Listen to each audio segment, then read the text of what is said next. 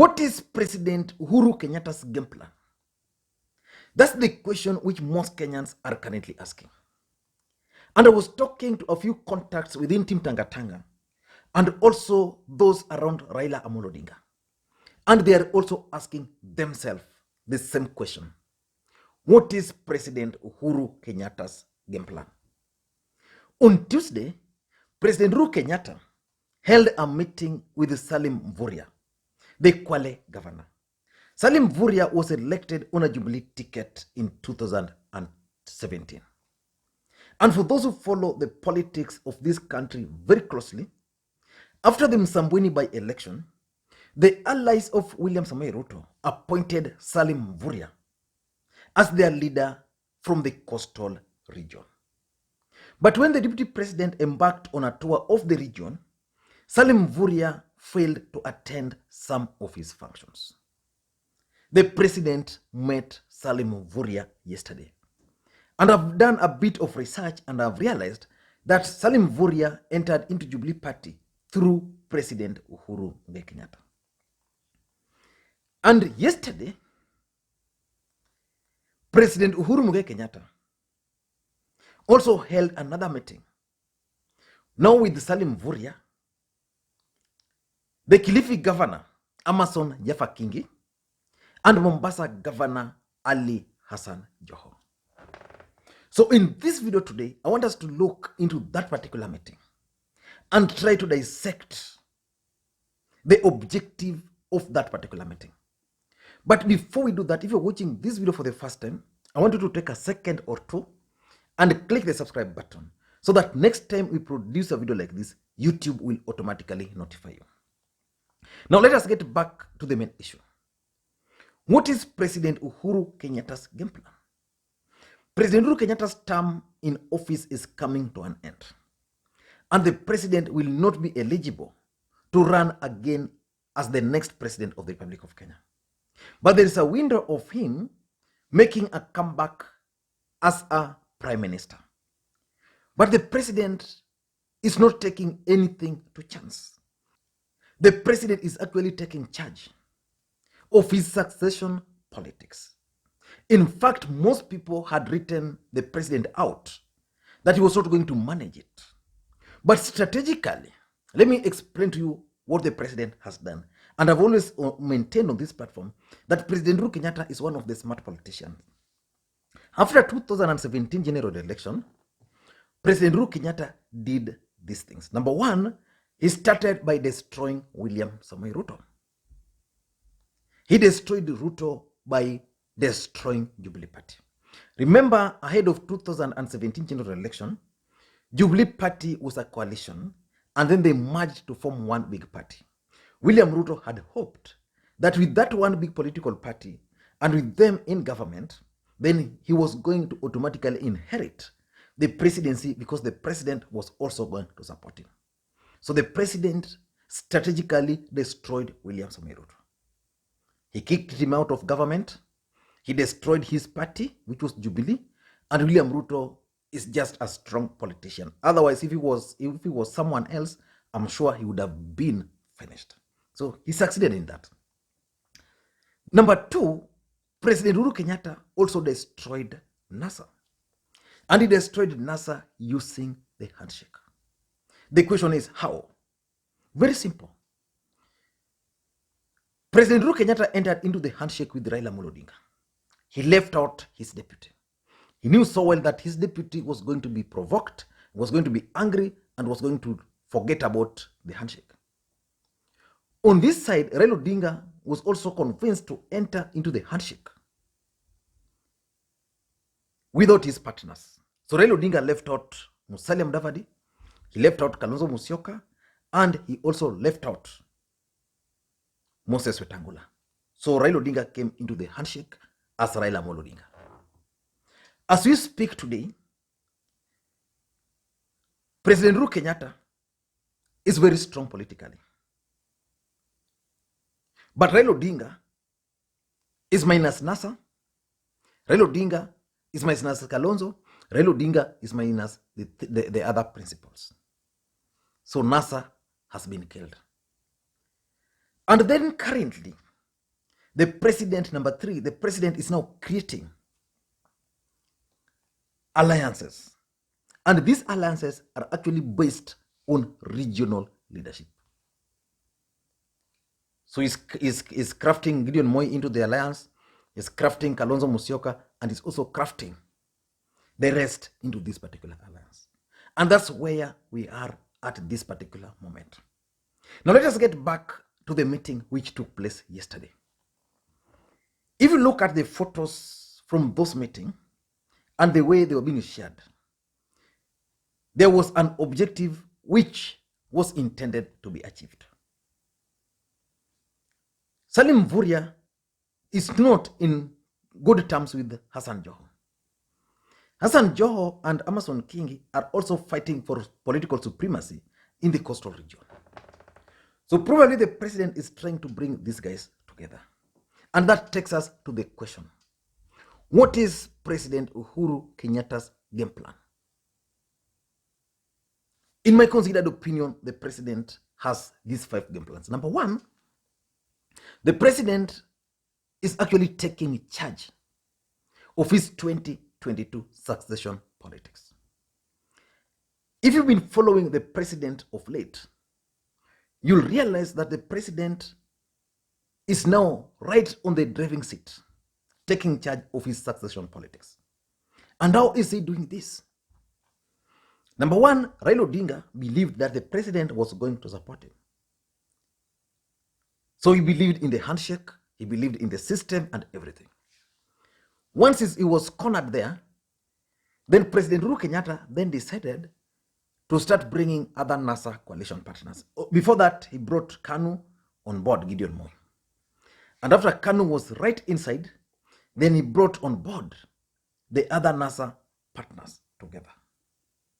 So it means today around the president, everybody is hoping that he's going to endorse them. That's the honest truth and the sad truth. Raila Odinga is hoping the president is going to endorse him. Gideon Moi is hoping so. Kalonzo Musyoka is hoping so. Musalia Mudavadi is also hoping so. And that's what the president wanted. So that today, the president can even decide to go ahead and endorse, for example, Raila Odinga. For example. And assuming he endorses Raila Odinga, what would be implication? And what is his game plan? Very simple. The president wants to be in charge. And you can only be in charge when other people are dependent on you. When other parties are weak. ODM is today weak. So which means Raila Odinga is going to depend on President Uhuru Kenyatta. What about Wiper? What about Kalonzo Musyoka? And he's even crafting the coastal region together.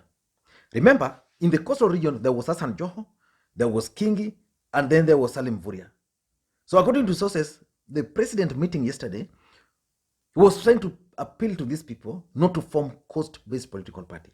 Maybe the president wants to unite them so that one of them is going to be the leader. So once one of them is going to be the leader, then it means coastal region is also going to be brought on board. And once the coastal region is brought on board, then it means the president will take charge of his succession politics. He can tell Raila, now I have coast with me here. I have western with me here. Kalonzo is there. Nani is there. So can you play ball?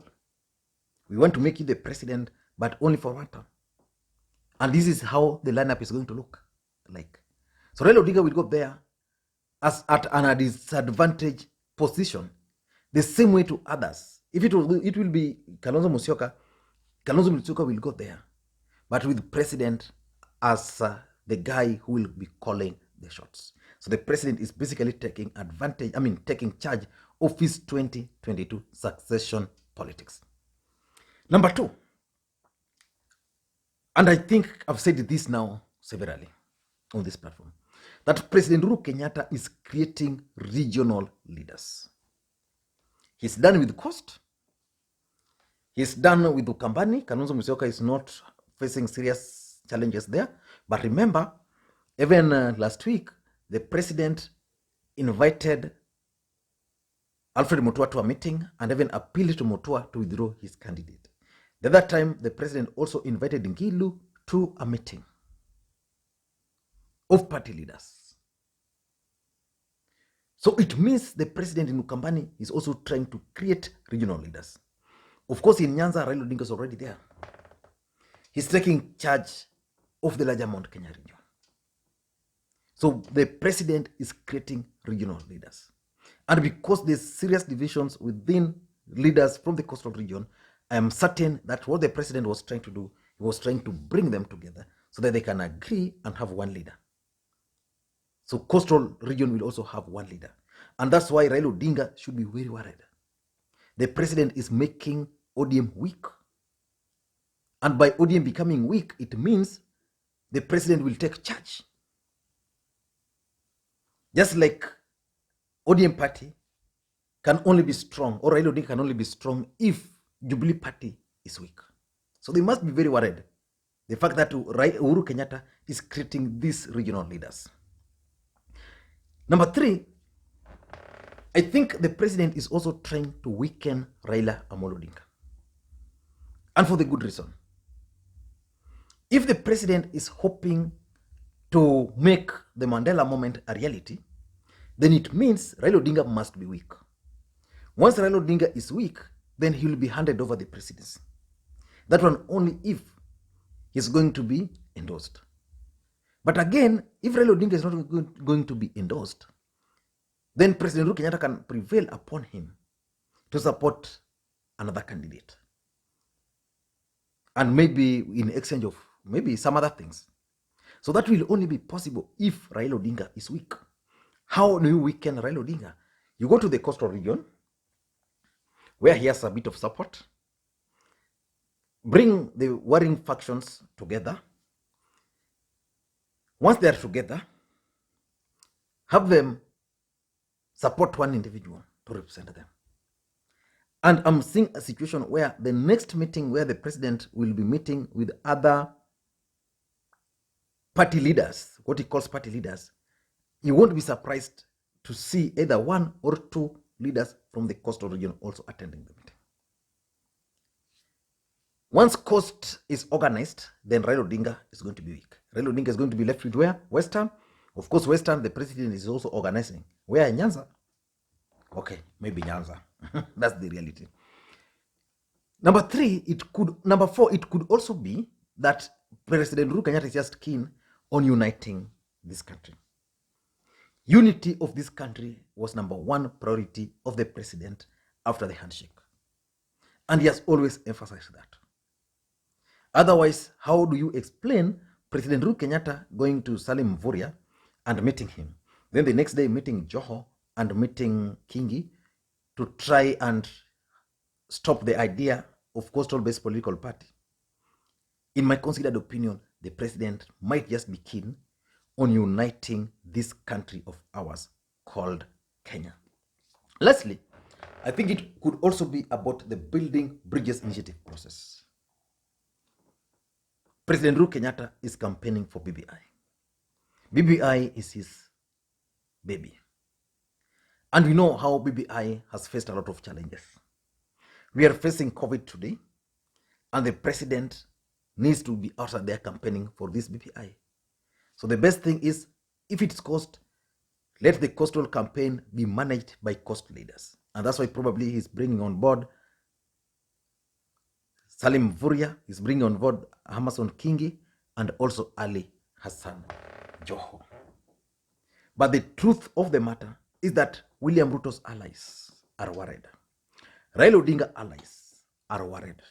They are worried because they don't know the president's real game plan. When the president met with Salim Mvurya yesterday, the deputy president had to convene urgently another meeting with coast leaders. And today the president has also organized another meeting. Raila Odinga's allies are lamenting all over that the president is shortchanging Raila Amolo Odinga. So that's the honest truth. I don't know what you think. Let me hear your thoughts. Do you think President Uhuru Kenyatta is setting up Raila Amolo Odinga? Or is he trying to bring these people together so that he will say Mandela Tosha or Mandela moment? Or is he rallying them to support someone else in 2022? I just want to read your comments on that. But don't forget to give this particular video thumbs up. Thank you guys, and please may you have a good day.